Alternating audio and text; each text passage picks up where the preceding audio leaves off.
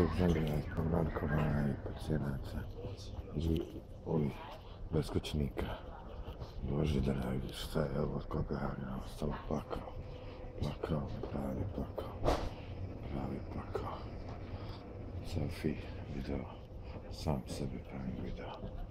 Ovaj nestaje na moj stanci, tako da ćemo izaći, ali samo se pomerimo od ovih klošara, narkomana i pacijenata. Punije grad, 10 sam vidio najmanje.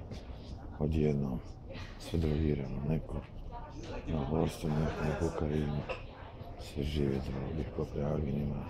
I ovo je pakla Kopenhagena, Bože dragi. Upaklo cijeli grad.